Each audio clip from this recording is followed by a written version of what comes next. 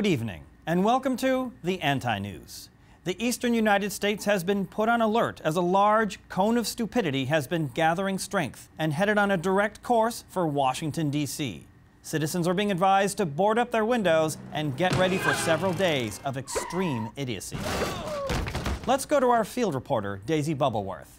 Chris, I am standing on the beach as the cone of stupidity behind me comes ashore. As you can see, the outer bands of stupid are already lashing the coast. Things are about to get dumb really fast. Incidents of increased stupidity have been reported throughout the region, as thousands of citizens have been caught unprepared by the massive but slow-witted storm. This could be one for the record books, Chris. A large dome of apathy has stalled over the Atlantic, while a fast-moving swath of ignorance is plunging down from Canada, combining with this massive confusion out west. These three systems will collide with a cone of stupidity tomorrow, creating a massive cyclone of dumbass. The population in the cone's path has been ordered to evacuate, but most people by now are simply too dumb. This is not a fluke. This is a disaster of moronic proportions, and there hasn't been a cloud of thought on the horizon for years now. Hundreds of millions could be turned into mindless, drooling idiots by tomorrow evening. Daisy, can you give us an update?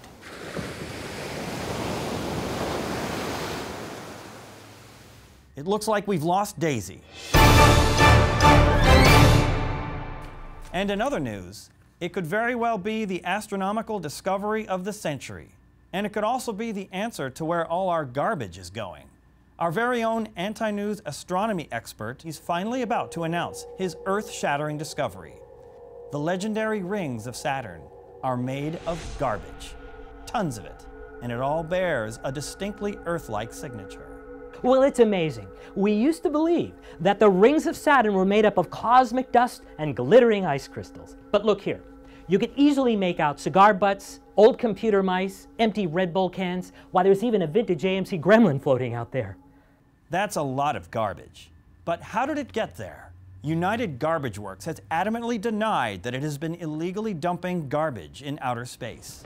That's preposterous. We dump our garbage right here on Earth. There are still millions of acres of forests and meadows and lakes perfect for dumping our garbage. And you think we're going to put it in space? Don't buy into that liberal hogwash. The colossal garbage moving venture was kept secret. But last year, a Saturn-bound garbage rocket failed and crashed into the Capitol dome. Of course, Congress refused to investigate, and it all might have remained a stinking mystery. But now, our own Anti-News astronomy expert is sharing his discovery with the world. Over the years, the garbage has settled into different rings. The junkyard ring is first. Engine blocks, rusted exhaust pipes, old tires. Then you have the computer parts ring.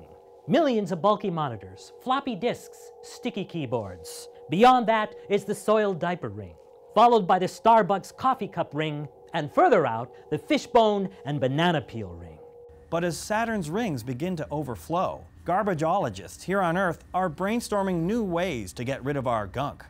Operation Trash the Past is now on the drawing board. Indeed, time travel trash disposal might be the next big thing. The past? What have they ever done for us? Send it back to the Renaissance. Let them worry about it. And finally, Al-Qaeda, the terrorist franchise best known for decades of horrific atrocities, is beginning to lose its badass edge over the last few years. Now, outfunded, outgunned, and outcrazied by ISIS, Al-Qaeda is beginning to enter what is best known as a terrorist midlife crisis. When it came to bloodthirsty savages, we were #1. Now these copycats come along and steal our thunder. Indeed, throngs of bored, unemployed young males are flocking to ISIS. Meanwhile, Ayman al-Zawahiri is now spending much of his time playing Candy Crush and waiting for the phone to ring, while ISIS continues to behead its way to the top. Al-Qaeda's been losing customer loyalty for years. They're perceived as a bunch of out-of-touch old guys.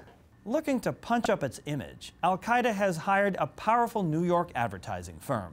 We need to remind the public that they're barbaric maniacs with experience. Al-Qaeda has recently put out a series of expensive billboard campaigns to attract new members. But it's just not tracking with women, Latinos, professionals, or the elderly, or anyone else for that matter. ISIS is just a better product.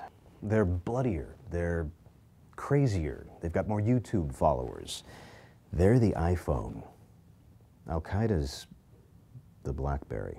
In a desperate bid to reboot the now infamous Al-Qaeda brand, Mr. Zawahiri organized several fundraisers. A bake sale brought in $75. A lemonade stand brought in $28. And a bikini car wash brought in almost $1,200. Sure, it's filthy satanic Western decadence. But hey, times are hard. And that's the anti-news for today. I'm Chris Hume, horrifying you for almost a 50th of a century.